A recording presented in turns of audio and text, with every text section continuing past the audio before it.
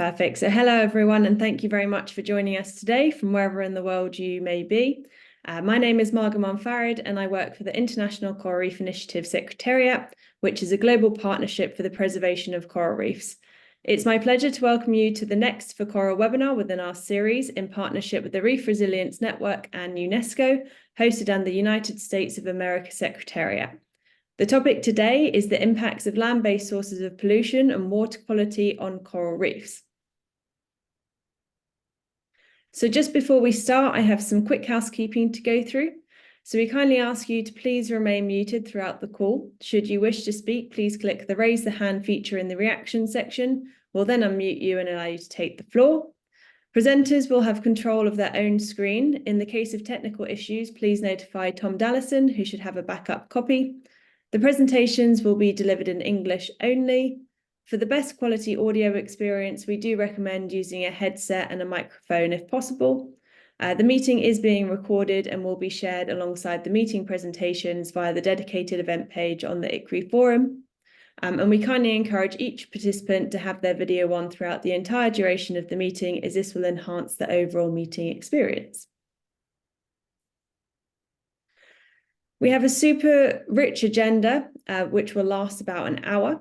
So we'll start with welcoming remarks from Dr. Fanny Duvert and then move into the presentation topics. So we'll hear about an integrated ridge-to-reef monitoring framework, tracking reduction of land-based pollutants and their impacts on Caribbean nearshore ecosystems in Culebra, Puerto Rico. Then we'll hear about monitoring water quality and its impacts in the Great Barrier Reef World Heritage Site. Then the E. Ola Oluwalu, a vision to protect a critical reef in West Maui. And lastly, introducing a guide for pollution assessment and monitoring in coastal ecosystems. We'll then have a short question and answer before moving into the concluding remarks. So I'm pleased to introduce you to Dr. Fanny Duvert. She currently leads UNESCO's World Heritage Marine Programme, overseeing the conservation of 50 iconic ocean places on the World Heritage List. Fanny, the floor is yours. Thank you, Margot, and welcome everyone from wherever you may be around the world. For some of you, it is early. For others of you, it's very late. So welcome to this webinar.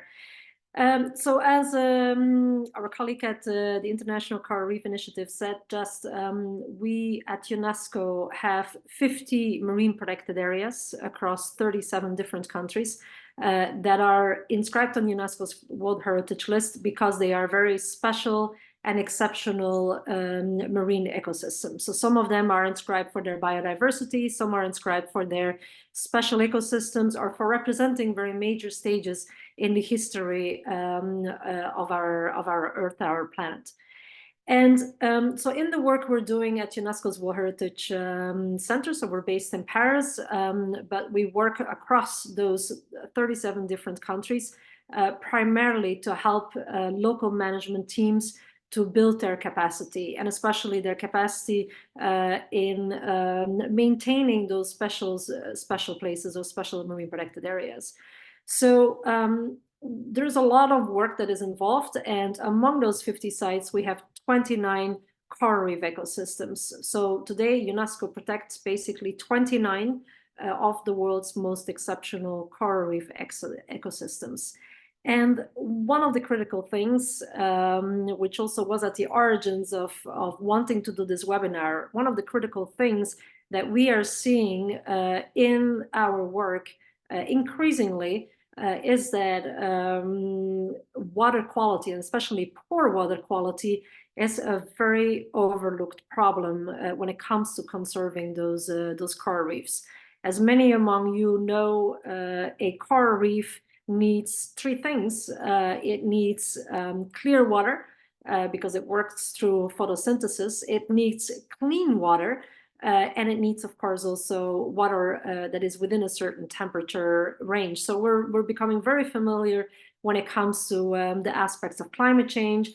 I think for most people, most practitioners on the ground, it's a no-brainer that coral reefs need clear water. So everything that has to do with sediment, these are things that we naturally deal with because they're also very visible.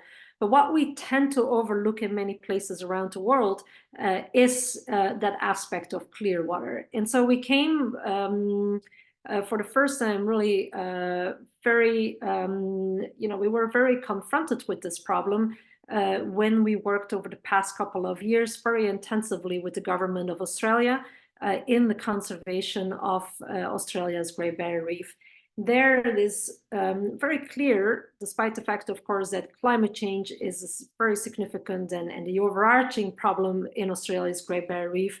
What's very clear there is that the resilience that the reef has to rebound from some of these impacts that are brought about to reef due to climate change, whether it's mass bleaching or it is extreme weather events, that the resilience that the reef has is very much connected to the water quality. And so we've worked very extensively with the government of Australia to bring massive funding that goes to the reef and to actually look and reverse that poor water quality. And that water quality is connected to all kind of things. And for example, one of them is the problem of starfish in coral reefs, but there's a whole range of other, all sorts of diseases, but also sorts of problems that are occurring when we're not taking care of water quality.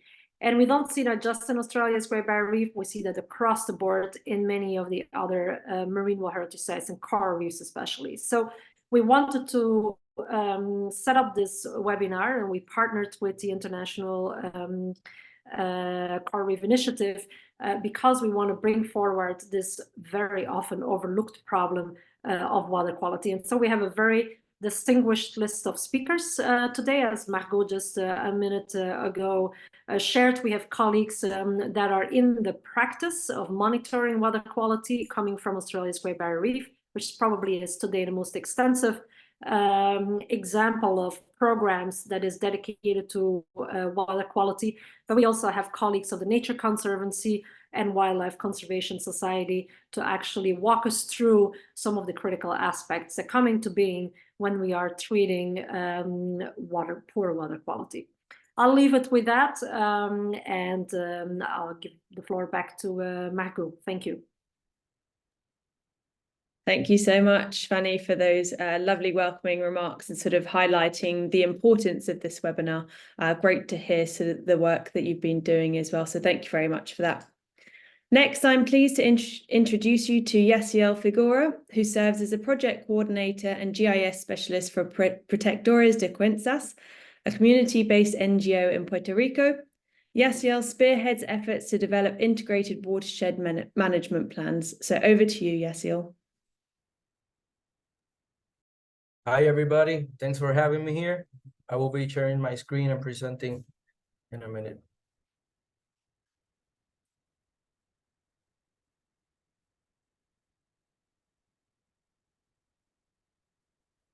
Okay, so now let me know if the presentation looks good and my audio is good too. Both perfect. Okay, so thank you everyone for being here. I'm in Puerto Rico and my name is Yaciel Figueroa. I work for Protectores de Cuencas, which is an NGO in Puerto Rico, and we work with watershed management. So today I'm going to be talking about our efforts in the island of Culebra in Puerto Rico to monitor water quality from the ridge to the reef. We work with a watershed management framework, and we will be working from the ridge to the reef. So first, a little bit introduction. As I mentioned, Protectores de Cuencas, a nonprofit organization, community-based organization, established in 2012 in Puerto Rico. So we work around the whole island from east to west. And today I will be talking about Culebra Island, which is this little island west of Puerto Rico, about 28 kilometers east of Puerto Rico, I'm sorry. Is one of the 78 municipalities in the island, but you have to get there either by a ferry or by a plane. So it's a little bit different, you know. The island is very dry in terms, relative to the evapotranspiration you have over there, and relative to the rest of the island. Here you can get about 45 inches of rain annually, and you get places in Puerto Rico that you can get up to 170 inches. So it is a relatively dry island. It has small watersheds that do not exceed 3 square kilometers in drainage area, and we don't have permanent rivers there. So we have ephemeral streams, and there are some landscape features that have evolved with the development of the island that we will be focusing on, that are the major drivers of land-based sources of pollutants. So Culebra, to have, I don't know if some of the audience knows where Culebra is, but if you hear about Flamenco, a beach, which is one of the top 50 beaches in Puerto Rico, so this is one of the main reasons people know Culebra in the world. So in Culebra, we have a lot of coral reef communities, coral reef ecosystems that provide tourism opportunities, recreation, fisheries. We have the first no-take zone in Puerto Rico, a marine protected area called Canal Luis Peña. And Culebra is a priority site for coral reef protection designed by the NOAA Coral Reef Conservation Program in 2010. So there's a lot of coral reef restoration happening in the island as well. So after 2010, that this island was declared as a coral reef priority, then we endeavored in the efforts to create the first watershed management plan. And here the main goals that were outlined is that we need to mitigate erosion from unpaved roads. So the island has about 3 main roads, but you have a lot of unpaved roads that are developed sometimes illegally to access areas, new areas for development. So this is one of that landscape features that produce a lot of sediment and pollutants to the nearshore ecosystems. So besides from other priority topics outlined in this watershed management plan, dirt roads is one of the main ones, but you also have boats and waste disposal. You have the poor management of sanitary wastewater. And also you have other themes like solar energy and whatnot, but today we'll be focusing on the land-based sources of pollutants. So since 2010, we have been implementing a bunch of projects in the island, but mainly we can put them in a couple of categories: shoreline stabilization, unpaved road stabilization, and also other green infrastructure like permeable parkings. And we do a lot of planting along with all these projects. So after we spent a couple of years implementing some of these green infrastructure, some of these best management practices, we started to ask, how is this working, So we need to monitor to see the performance, the effectiveness of these practices. So we developed this monitoring and evaluation framework focused, let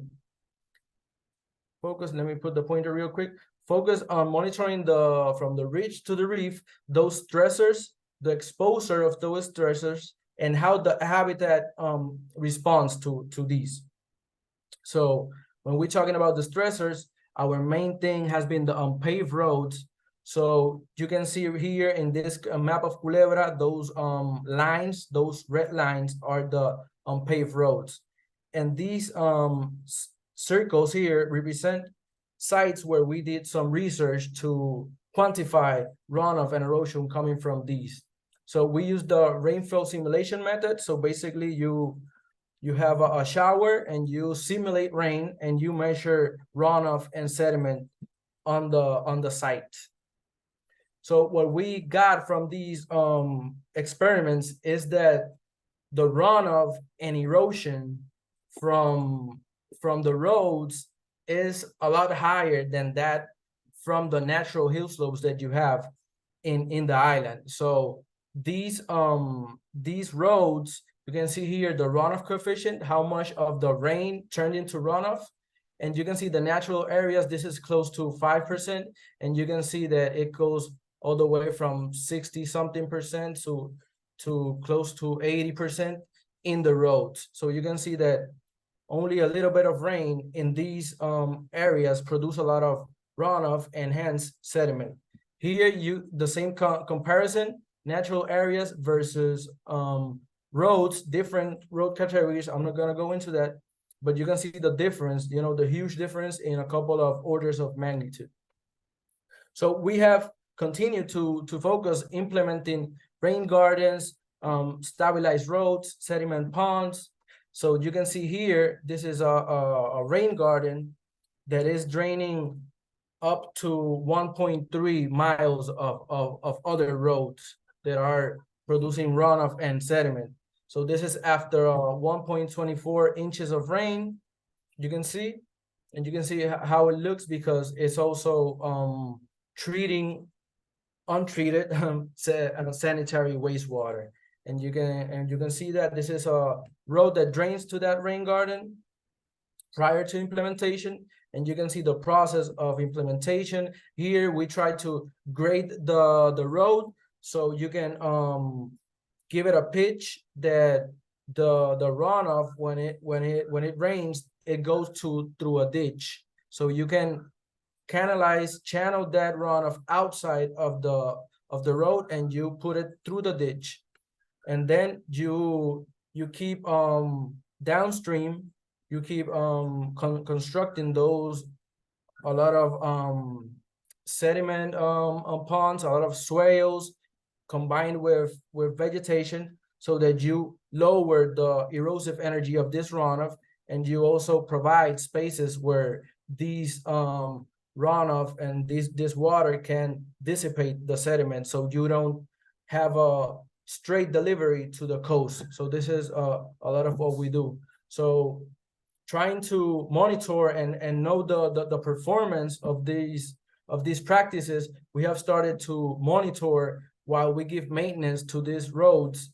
And we have seen that we have removed or prevented the delivery of about 400 cubic meters of sediment in just 2 years that we have monitored. So we have been working for more than 10 years implementing. So, this is just a sub-estimation of all the sediment we have prevented, and as well other pollutants.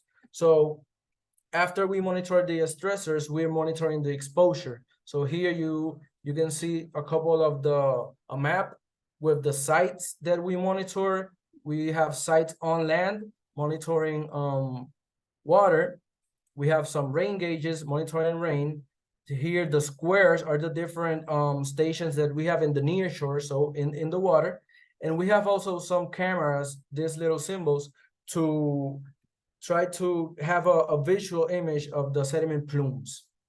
So we also have sediment traps in the water that we monitor to know the sediment delivery rate and the composition of the sediment. And we're comparing different watersheds that have BMPs implemented, green infrastructure implemented, versus those that do not have that implemented. So we are also monitoring water quality. We're monitoring the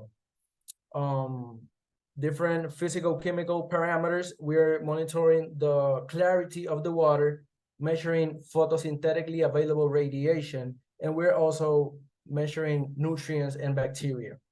So we are on a preliminary stage right now, so we don't have the full analysis, but we are in the process of having that analysis done. We know that rain has a lot to do with what the trends, spatial and temporal trends that we are seeing. So we are monitoring rain as well. And we also monitoring the habitat response. Right now we're focusing on seagrasses because they have a quicker response relative to the response you can see on coral reefs. And in the sites that we are monitoring, we have a lot of thalassia seagrass. We have a lot of sea turtle habitats as well. So we're focused on the seagrass for the moment. And we're also on the preliminary phase of seeing changes between 2014 and 2022 when we started this monitoring. So, oh, I'm sorry. I know that my time is going off, so I'm gonna keep I'm finalizing right with the next steps that we are trying to achieve. So we are completing the data analysis. We want to establish some water quality targets, and we're working on some visualization tools so we can inform management. We are currently on the finishing end of a couple projects that fund and support this monitoring initiative. So we're looking for additional funds to secure this long-term monitoring to give continuity to the monitoring and the implementations as well, so we can give better recommendations for management. We're about to update the watershed management plan as well. So we're looking for ways to improve our design of BMPs and green infrastructure. So we're trying to have a holistic view of all the work that we have done. So without further ado, thank you for your attention. And if you want more information, you can have our website right here, pdcpr.org. And this is my work email, so you can reach out with any comments. So thank you for the opportunity to everyone.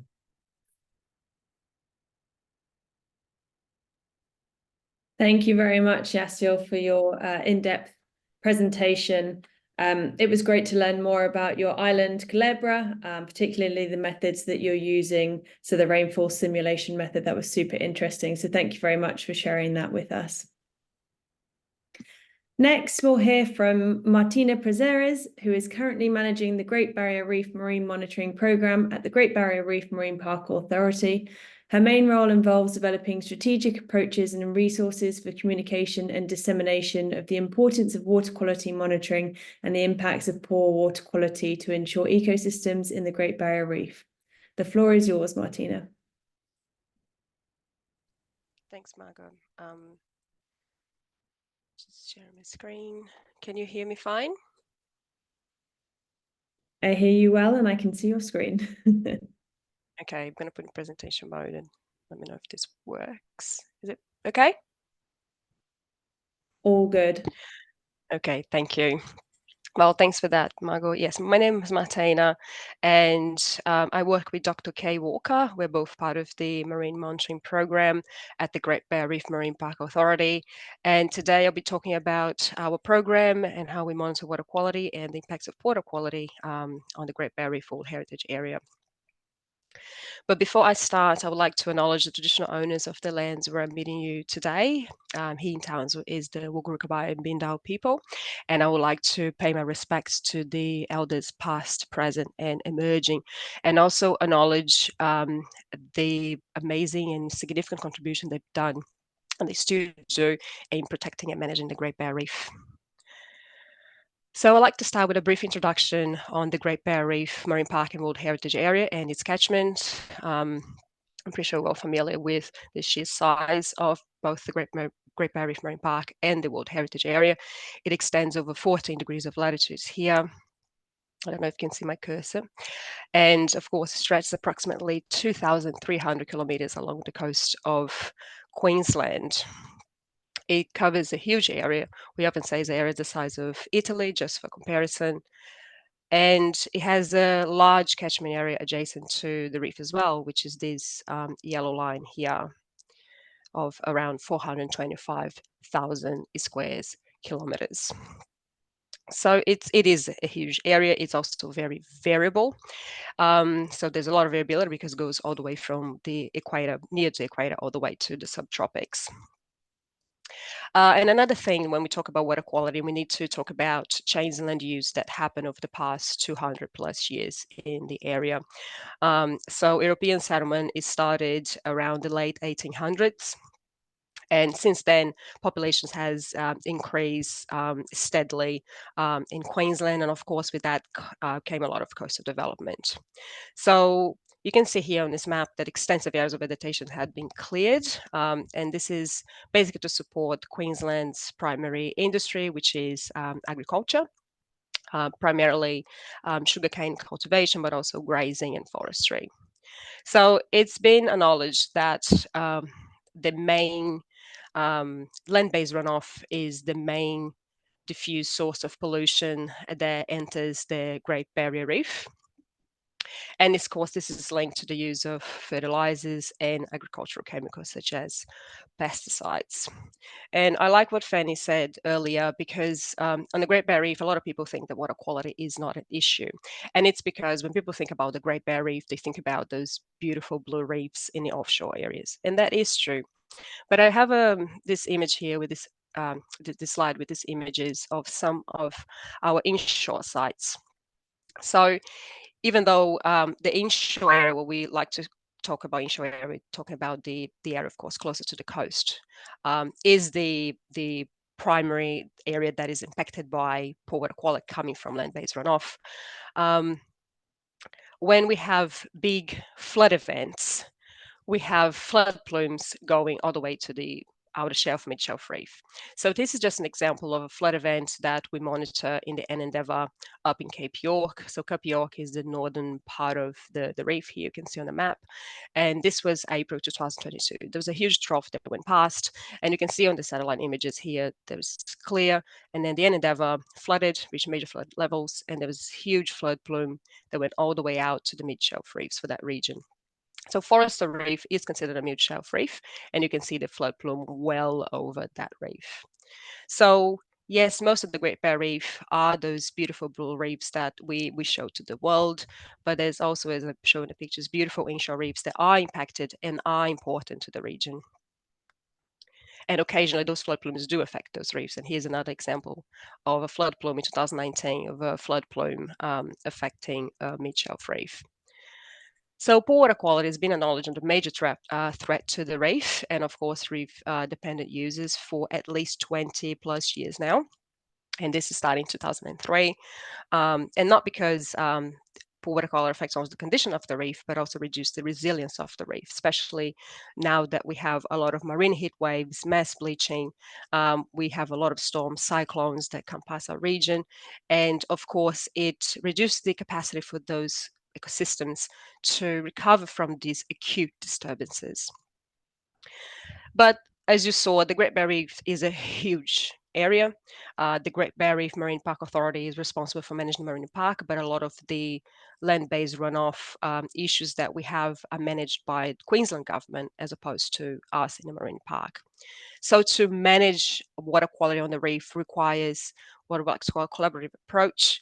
So we, in around 2003, when we decided poor water quality, there was a problem with declining water quality in the region that needs to be addressed. There was this collaborative action to make sure that we set targets to reduce pollutants entering the reef. And of course, we also know that achieving those targets is essential to support a healthy and resilient reef into the future. And that's where the marine monitoring program came. So those targets were set, and then we need to figure it out or find out and monitor if the changes in land practice in the catchment are having a positive impact in the marine space.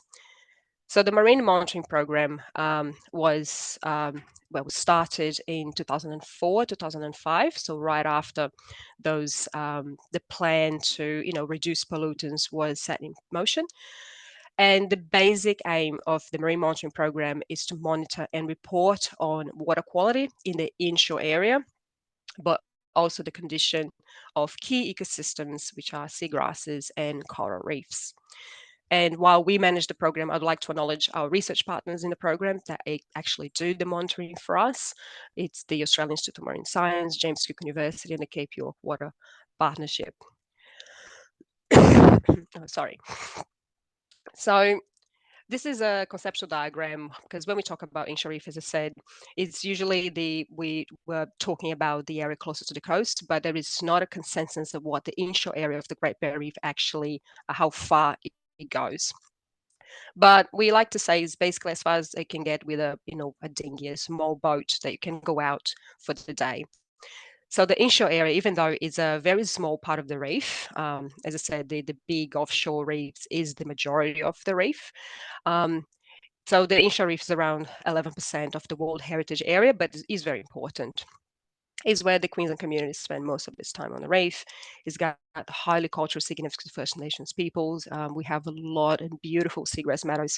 They are feeding grounds to dugongs and turtles, and that's very important to them. And of course, if you come to the Great Barrier Reef, it's very likely that you'll be seeing the inshore reefs, because that's where the bulk of the tourism operations actually take place. So it's very important economically for tourism and recreation activities. So this diagram also shows, this area is very busy. So we have the probable land-based runoff, you can see here, but there's a lot of direct use that impact the health and resilience of those areas. So the program monitors, as I said, water quality, seagrass and corals, so condition of seagrass and coral, and we do water quality from north all the way to basically to the whole length of the GBR. And we use several indicators, and you can see here in those icons the indicators that we primarily use to measure, for example, conditions of coral, conditions of seagrass, and water quality. We also do those in situ measurements, but we also do a lot of remote sense. We use a lot of remote sense tools to talk about risk and exposure of those ecosystems to land-based runoff. I don't want to go much into details, but I'm more than happy to talk more about the program itself and the methods. But here today, I would like to talk about how poor water quality has impacted one of the monitoring sites that we have on the Great Barrier Reef. And so I'm going to talk about the monitor site in Mackay-Whitsunday. So Mackay-Whitsunday is here in the centre GBR.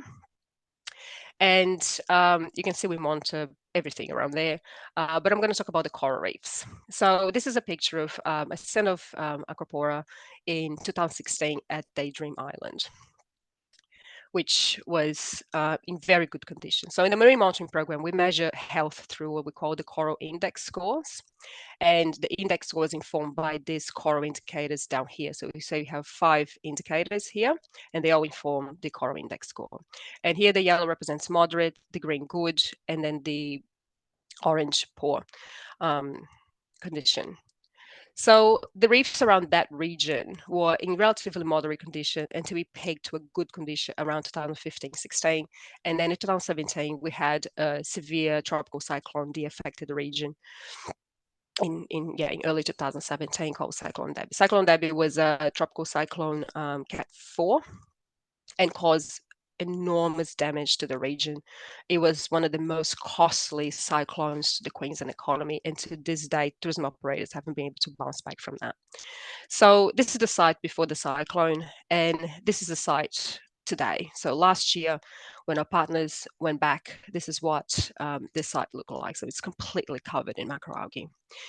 And the tale of Cyclone Debbie is that Cyclone Debbie not only caused the acute damage of wiping out those Acropora stands, because they're very susceptible to that as well. They're sensitive to storms and coral bleaching, we know that.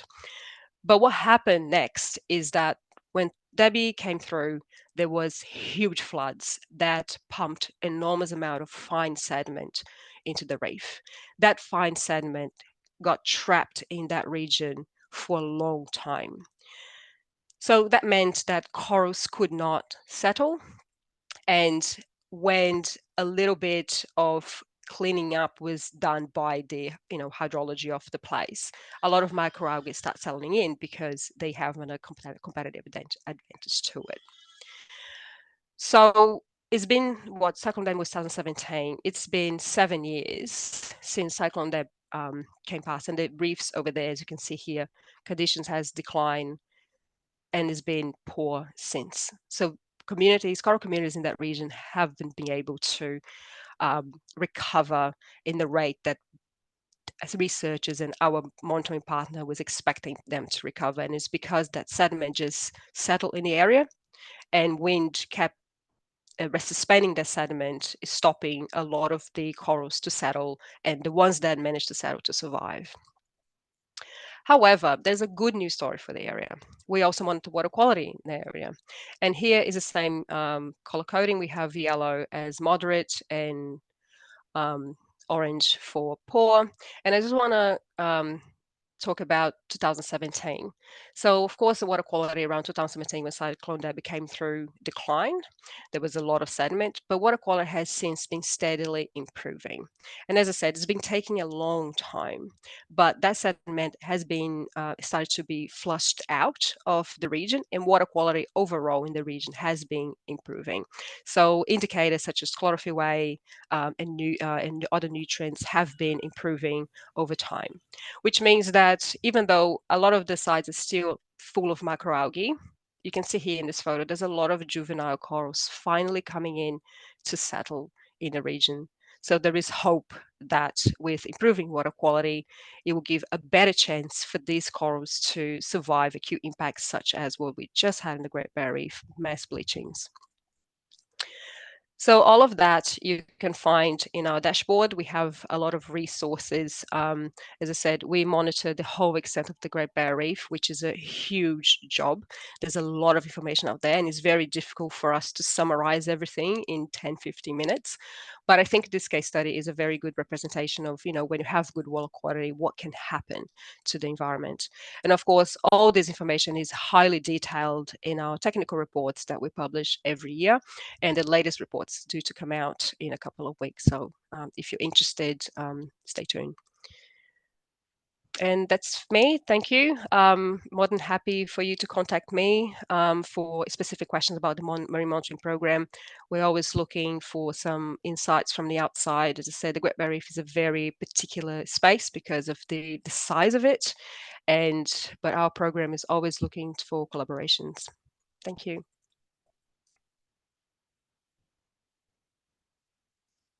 Thank you so much, Martina. That was super interesting. Great to learn more about the work you're doing on the Great Barrier Reef, and also the fact that with better water quality, you're seeing improvements in the health of the coral and also seeing juvenile recruits coming back. So that's great to see. So thank you very much for that.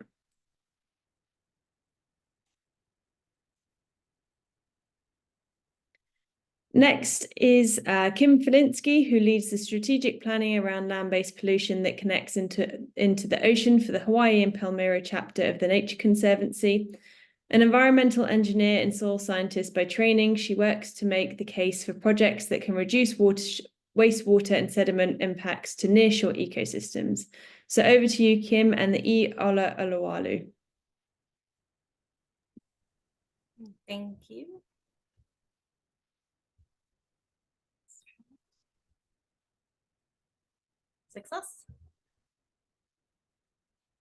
Success. We hear and see your presentation very well. All right. Aloha mai kako. I am Kim Felinsky, and I am based here in the Hawaiian Islands. Thank you so much for having me, and I really enjoyed so far hearing other presenters working on water quality and reefs. I'm presenting a project today in Oluwalu, Maui. Let me make sure I can do this. Oluwalu was really important to the early Hawaiians. It was a passageway between different sides of the island, and is really known as a gathering place in West Maui. The place Oluwalu has the nicest reef track in kind of the Maui Nui area. It's upwards of 1,000 acres, probably very, very small compared to the size of Italy, but very culturally important to the people here.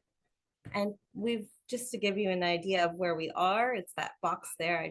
I know the Hawaiian Islands are so small compared to everybody else's places, but that color there indicates its kind of geologic age. So we work in this red dirt place that's kind of 2 million years old, kind of still has active volcanoes on one side, but it has a lot of erosional features that make sediment a really big issue for our coral reef ecosystems here. This is the place Kim, sorry to interrupt you. Just quickly, we're seeing some grey boxes on your screen. I don't know if you're seeing that as well. I don't know if you just want to pop out of presenter mode and then pop back into it. Yeah, that's it. Perfect. Let me get this out of the way. I'm so sorry, guys. Let's see. We can move this. How about that? There's still gray boxes, but they're still there, but we can see the screen better. Okay, let's see. Docked bottom. Maybe more hide. Controls. Okay, Maybe that works. Okay, I'm so sorry, everyone. No, you're fine.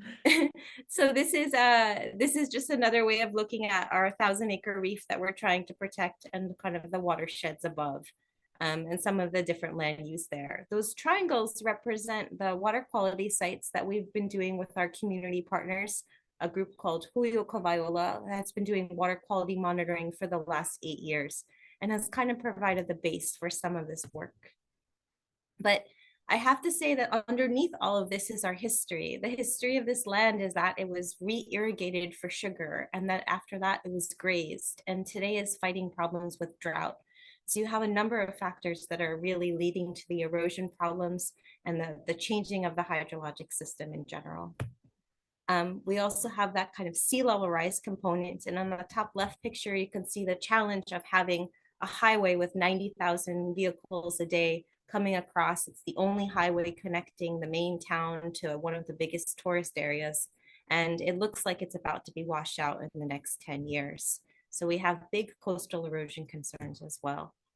And when I say erosion, this is what we're looking at. We're looking at upwards of 50 to 100 NTU turbidity in our coastal zone right next to our nicest reefs. And this is the kind of monumental task on the upland side up there on the right. This red dirt layer that's been eroded, just entirely denuded through fire and deer over the years. And we have axis deer and we have goats. And the size of the plumes, this is a storm from January that kind of led to some of this kind of our most favorable reef is right there in front of us. And you can see that the plumes get really, really big in this area. The data from that water quality group is in the upper right, and I'd be happy to share our report, but it's motivating kind of the wheres of where the problem is. So in my talk today, I wanted to just go through a little bit about not only these sources, these deer and the sources of the sediment, but how we determined the where to work in the place, and then what our solution set is. So we were going to assess those sources, and that's the phase that we've almost finished, but not entirely. We have some pieces of that puzzle left. And then to start the planning with the interventions with partners and our county government and the feasibility analyses for those kind of big infrastructure projects is kind of where we sit today. And we're looking forward at implementation onto this reef place. So in the beginning, the first thing we did when we got here, in addition to sitting on that water quality data from our community partner, is to do field surveys. So we went up and we worked with partners and we asked a lot of questions of people to help us narrow down not only the geologic history and the soils history, but what the people of place really thought. And I think that's a really important part into how we've worked here, into trying to build support from the ground up. We did historical mapping to try to understand what the place looked like before, as far back as 1885, because all of that modification of the streams led to a different system today than before. So we did a big historical land use analysis. We did a hydrologic analysis to try to figure out where all of the points of entry were for all of the streams, and did some sediment and erosion modeling, which turned out to be not all that useful in the end, but we did it anyway. And then in the end, the thing that we liked using the most was the soils map and trying to decide which soils were the most erodible, similar to kind of the rainfall infiltration method of trying to go and identify kind of what capacity these soils had for erosion, and identify those soils in the orange as being the most likely to have problems. And this was confirmed through field walks and through remote sensing analyses, vegetation analyses, and most importantly, it was confirmed by people who work this place every day. The last thing we did in preparation for this project is we hired a wetland engineer to delineate the wetlands that were once here. You can't see them anymore because they're buried under 4 feet of sediment, but the elders talked about how this was once a lake. And we had photos from the early 1900s showing that there was a big portion of this alluvial plain here that was once a wetland. And so all of this stems from the fact that every time it rains, the coast, the coral reef that everyone is diving on and loves is turning bright red. And so that is the problem that we're attempting to stop. And that bright red had led to bleaching. It has led to coral reef decline upwards of 50% over the last 20 years. So from that big survey effort that we did in collaboration with many science partners and a lot of field work, we decided that about 750 acres of the upland, 14,000 total acres were the highest priority. So we tried to narrow down where we wanted to work while we built that partnership. We found unused retention capacity to hold sediments on the landscape using that wetland method. And then we decided that coastal erosion was a big unknown here, right? It's much harder to quantify coastal erosion, but that there were places that everyone was identifying and we were able to see during our winter storms contributing to poor water quality. And in such a small place, it was these three things: the upland restoration, the kind of using retention capacity on the landscape, and coastal erosion that became the drivers for the next steps. So those next steps, it's a way harder to kind of figure out what to do to stop the erosion and to stop sediment problems than it is to kind of analyze the problem we found. So it's taken a big collaboration of partners to try to even begin to address those issues of removing deer and preventing fire. So our upland sites, we now have big projects in place to fence 10,000 acres upland and remove the deer through helicopter, through shooting. And to try to prevent fire. This area is only 4 miles from the Lahaina fires that happened in August of last year that decimated Lahaina town, only 4 miles away. So fire is on everyone's mind. And so we're working with HECO to try to prevent that from happening again, our electric company, and to restoring vegetation in a place that's really immune to vegetation restoration because it's so windy and so fiery and has so many other pressures. This is one of the gulches, one of the small intermittent streams and the sediment buildup that's already happening. So we've worked with restoration engineers to design a retention basin, kind of a hard infrastructure solution to trying to capture some of this hundreds of tons that are coming down into the most important place. So we had to do a feasibility study, and right now we're in the permitting phase to design these retention basins that will probably only capture 25% of the sediment. But as a $6 million project, it's still worth it to try to keep that sediment off of the reef. And that's underway today. We delineated this wetland that I talked about here, and Akumehame is the name of the place. And you can see there's still water there and there's some signs for wetland vegetation, but it's not looking all that good. And so again, we had to scrape out millions of dollars from our infrastructure acts to try to figure out how we can get some of the sedimentation that's happened over time and remove the channeling. So we've been working to fund the restoration of a 6-acre area downstream that can help to capture sediments and restore function to this wetland that's next to the most important reef. We've partnered with our community organizations, Kipuko Olowalu, to work on stream bank restoration and to try to incorporate indigenous agriculture practices as mini sediment retention basins. And so by building up capacity from the community, we can help to try to figure out how to make sure that the place is protected, not just for us, but for that generational line next. And so this is maybe less impact on the actual load numbers and more impact on building capacity. And then lastly, the biggest project of all is that we're moving the highway. The Hawaii Department of Transportation has managed to secure the funding, the hundreds of millions of dollars needed to physically move this highway upland so that it's out of range of all of this coastal erosion. But unfortunately, that doesn't do anything for the roadway that's left behind.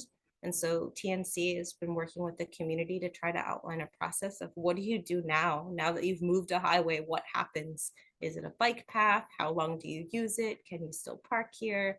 There's many issues that come up with trying to physically move the highway, even if we're proud that we've managed to secure the funding for this adaptation measure. So in the process, we've been doing this coastal resilience planning to try to remove some of these hard infrastructure pieces and to try to figure out how to stop the coastal erosion, which I have to say is the hardest part, I think, of this job. We know what to do in planting. We know how to remove deer. We know how to make sediment retention basins, but shoring up the coastline here is not so easy. So this is the full package of us attempting to manage this very small area that is next to one of the most important reefs in the Hawaiian Islands. And we look forward to keep trying to do it so that reef survives the next bleaching events. Thank you for your time, everybody, and it's been great to listen to the other presentations.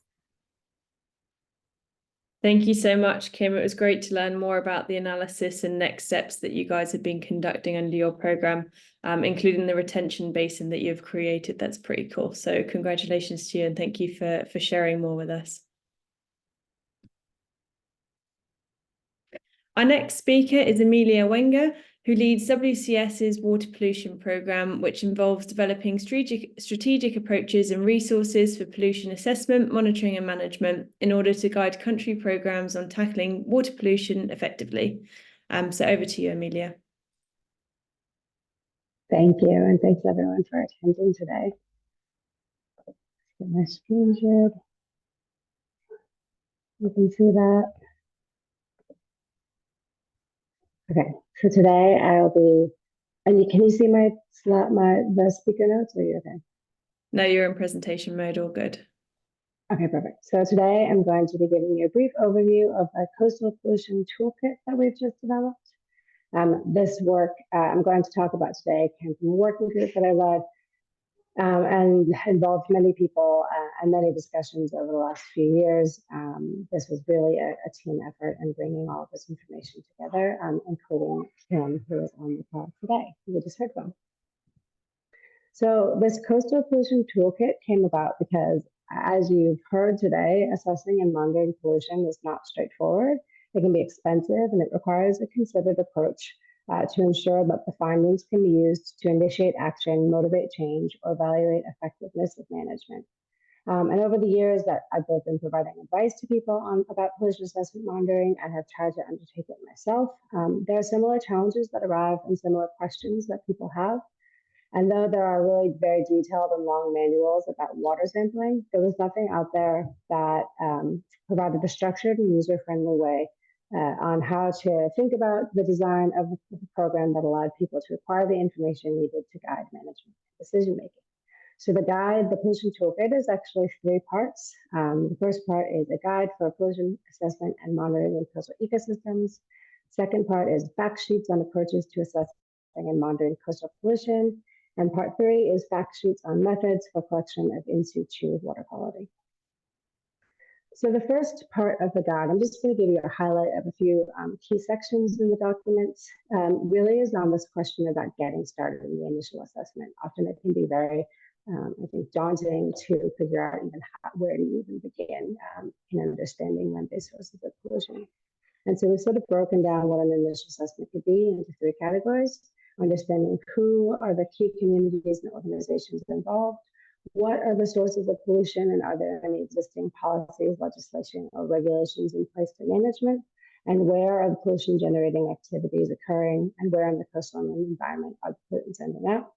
We really conceptualized the who as people responsible for pollution, affected by pollution, able to mandate and enforce change, and responsible for pollution management.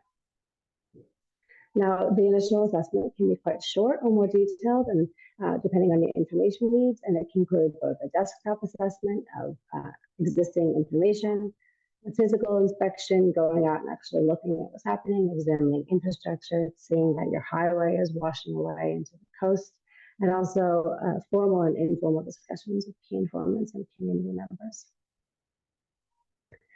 From there, we actually go into some more detail about deciding on the approach for data collection. So we highlight 6 different approaches that people can use: direct in situ water quality measurements, observations, and samples; indigenous and local knowledge; biotic and abiotic sampling for further assessments; ecological monitoring with bioindicators; quantitative modeling; and remote sensing with satellite data.